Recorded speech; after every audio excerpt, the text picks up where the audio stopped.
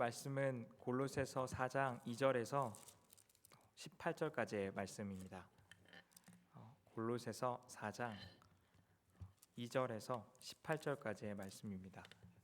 말씀은 제가 한 구절, 여러분이 한 구절씩 교독하도록 하겠습니다. 골로새서 4장 2절에서 18절에 있는 하나님의 말씀입니다. 기도를 계속하고 기도에 감사함으로 깨어 있으라. 또한 우리를 위하여 기도하시되 하나님이 전도할 문을 우리에게 열어주사 그리스도의 비밀을 말하게 하시기를 구하라. 내가 이 일 때문에 매임을 당하였노라. 그리하면 내가 마땅히 할 말로써 이 비밀을 나타내리라.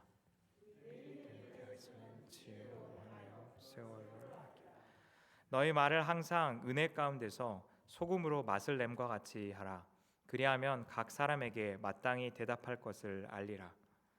두기고가 내 사정을 다 너희에게 알려주리니 그는 사랑받는 형제요 신실한 일꾼이요 주 안에서 함께 종이 된 자니라. 내가 그를 특별히 너희에게 보내는 것은 너희로 우리 사정을 알게 하고 너희 마음을 위로하게 하려 함이라. 신실하고 사랑을 받는 형제 오네시모를 함께 보내노니 그는 너희에게서 온 사람이라. 그들이 여기 있는 일을 다 너희에게 알려주리라. 나와 함께 갇힌 아리스다고와 바나바의 생질 마가와 이 마가에 대하여 너희가 명을 받았음에 그가 이르거든 영접하라. 유스도라 하는 예수도 너희에게 문안하느니라. 그들은 할레파이나 이들만은 하나님의 나라를 위하여 함께 역사하는 자들이니 이런 사람들이 나의 위로가. 그리스도 예수의 종인 너희에게서 온 에바브라가 너희에게 문안하느니라. 그가 항상 너희를 위하여 애써 기도하여 너희로 하나님의 모든 뜻 가운데서 완전하고 확신 있게 서기를 구하나니 라오디게아에 있는 자들과 히에라볼리에 있는 자들을 위하여 많이 수고하는 것을 내가 증언하노라. 사랑을 받는 의사 누가와 또 데마가 너희에게 문안하느니라. 라오디게아에 있는 형제들과 눈바와 그 여자의 집에 있는 교회에 문안하고 이 편지를 너희에게서 읽은 후에 라오디게아인의 교회에서도 읽게 하고 또 라오디게아로부터 오는 편지를 너희도 읽으라. 아키포에게 이르기를 주 안에서 받은 직분을 삼가 이루라고 하라. 다 함께 읽겠습니다.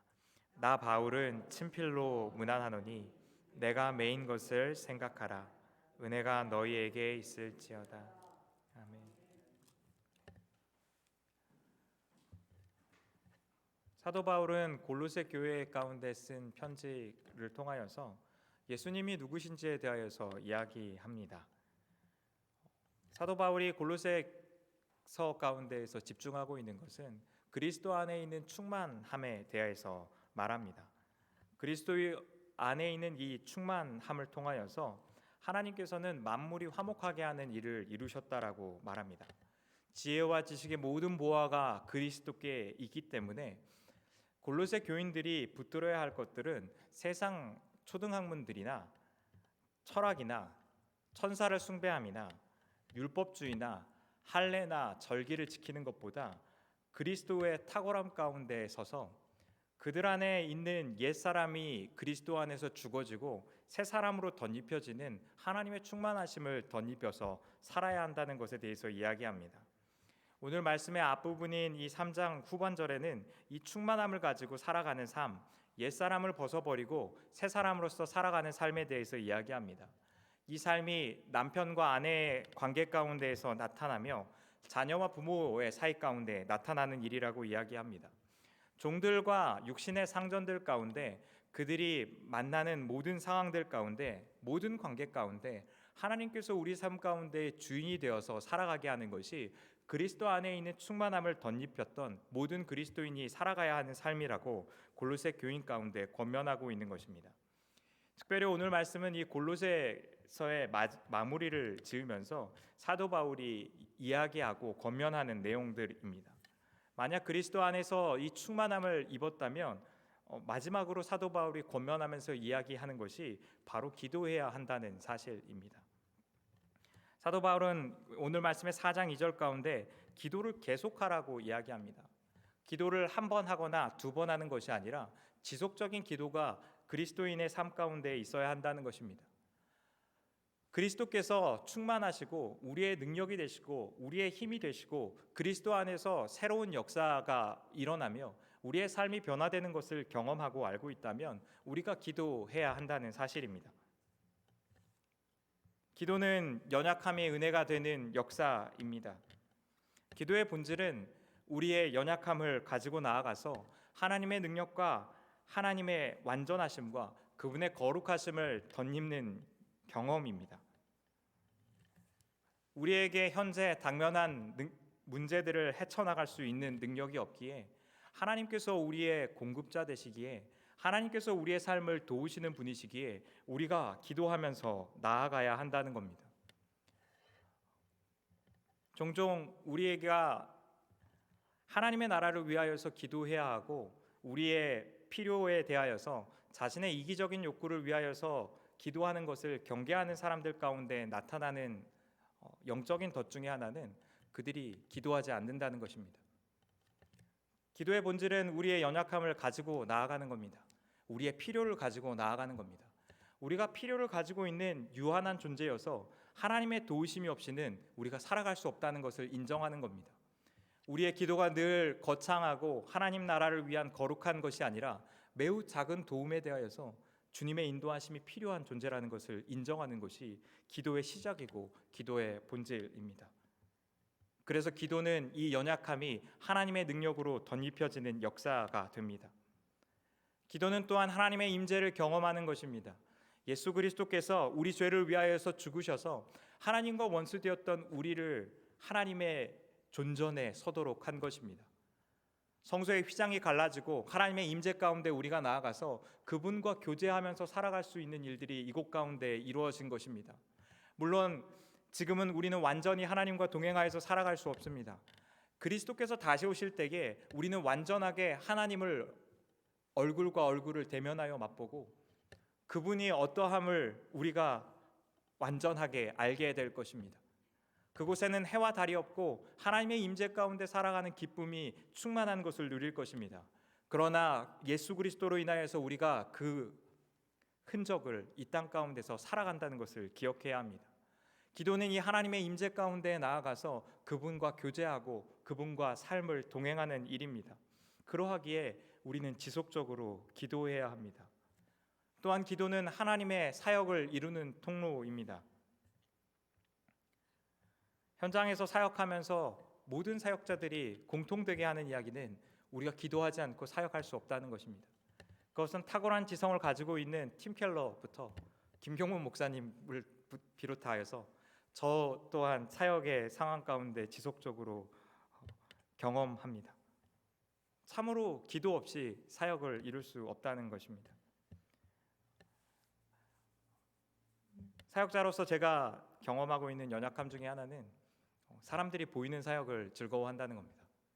때로 섬김은 힘든 일이지만 사람들에게 칭찬과 보상이 있는 사역입니다.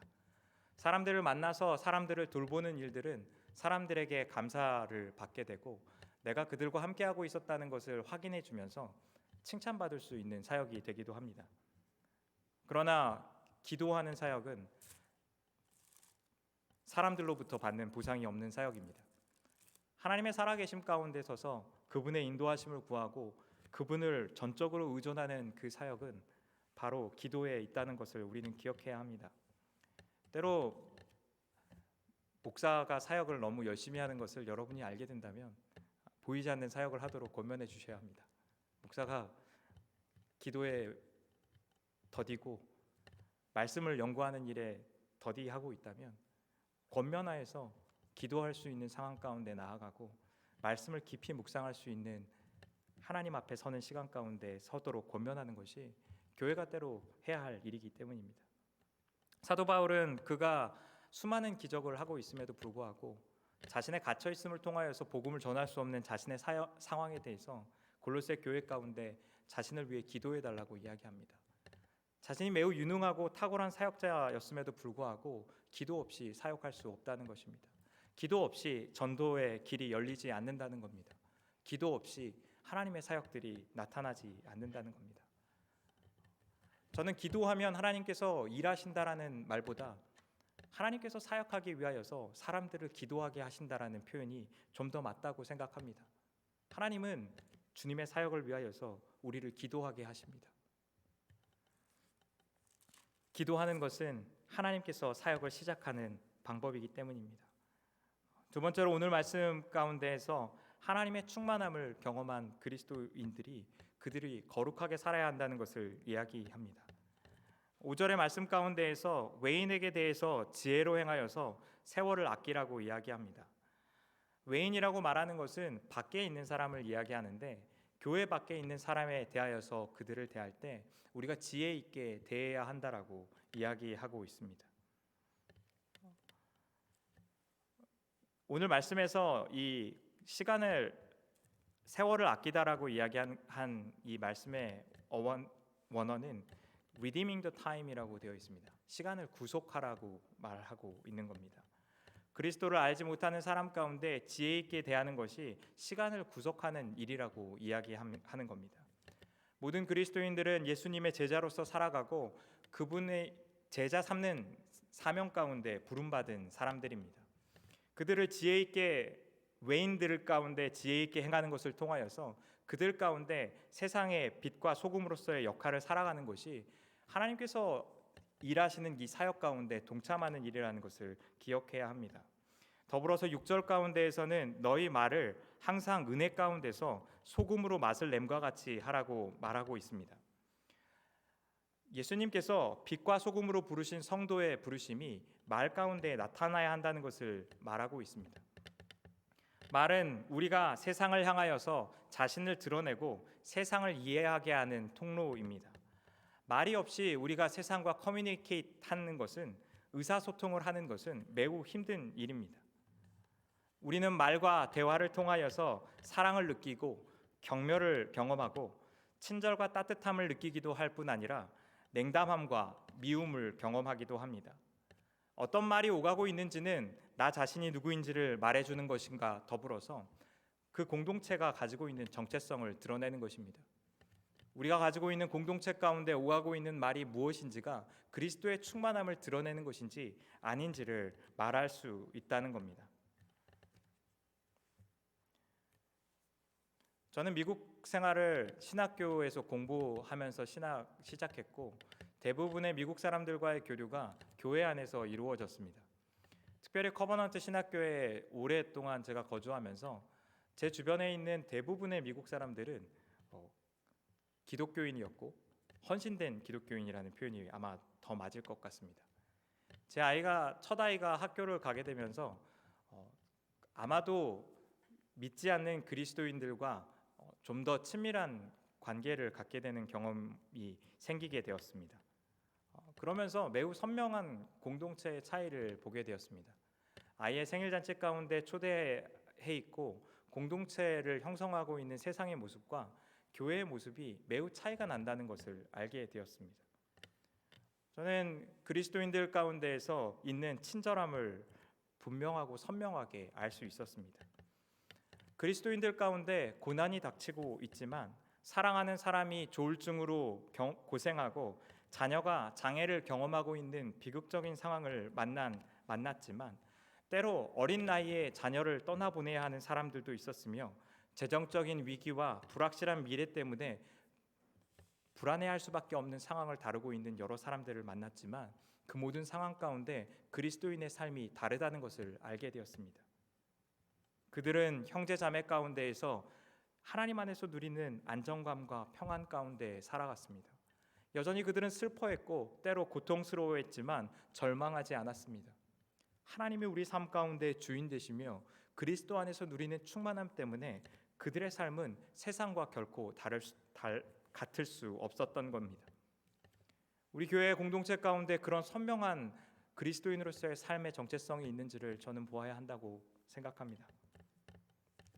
우리가 정말로 그리스도의 안에 있는 그 충만함을 경험했다면, 주님 안에서 누리는 그 새 사람이 되는 능력을 우리가 경험했다면 참으로 드러나는 것은 그리스도의 충만함이 우리 삶 가운데 반드시 드러난다는 사실입니다. 믿음은 보이지 않는 것이지만 감출 수 없는 것입니다. 오늘 말씀은 세 번째로 그리스도 안에서 충만함을 나누는 사랑의 공동체를 보여줍니다.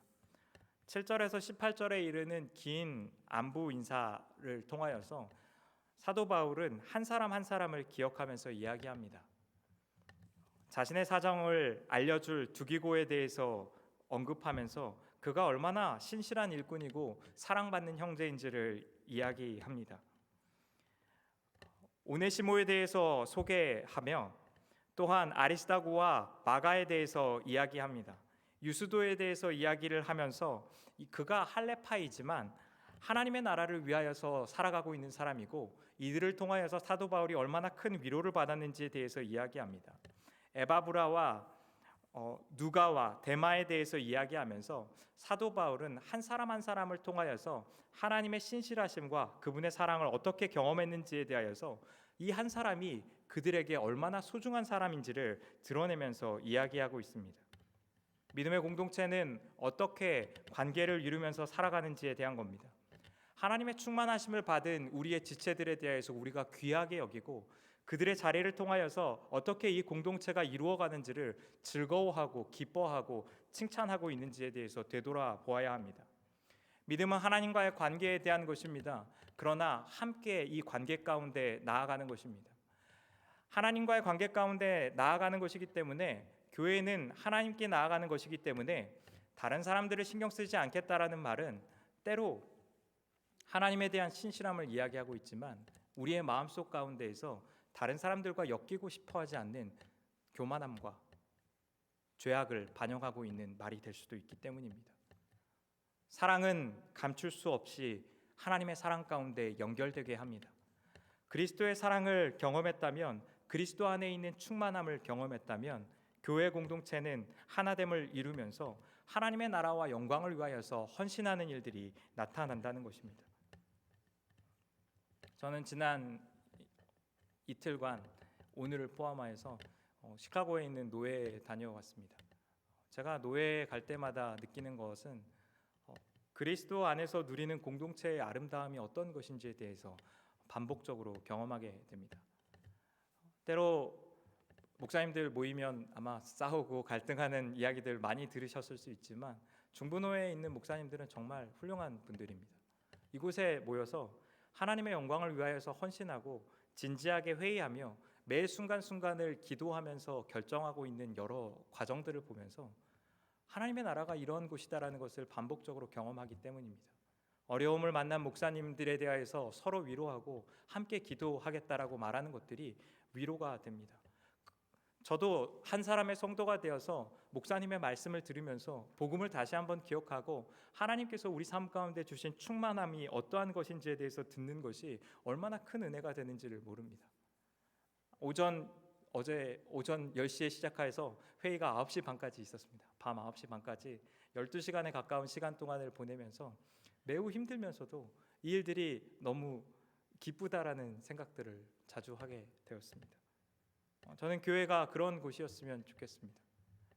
하나님의 영광을 위하여서 헌신하고 있고 그들의 삶을 통하여서 위로함을 나눌 수 있는 공간이 교회가 되는 것을 꿈꿉니다. 하나님께서 그 일들을 원하시며 그 일들을 이루어 가시길 바라시기 때문입니다. 이 일들이 우리의 능력으로 되어져 있다는 것을 골로새 교회는 이야기하고 있지 않습니다. 예수님께서 우리의 충만함이 되셔서 그 충만함을 경험하고 우리가 알아갈 때에 우리가 더 기도하게 되고 우리가 더 거룩한 삶을 살게 되며 사랑 안에서 공동체를 이루어가고 한 사람 한 사람을 귀하게 여기는 그 일들이 그리스도 예수의 충만함으로 말미암아서 이루어진다는 사실입니다. 저는 이 한인 장로교회의 공동체가 예수 그리스도 안에 있는 이 충만함을 날마다 경험하여서 그 충만함에 대한 간증이 흘러넘치는 역사가 날마다 일어나기를 주님의 이름으로 축원드립니다. 기도하겠습니다.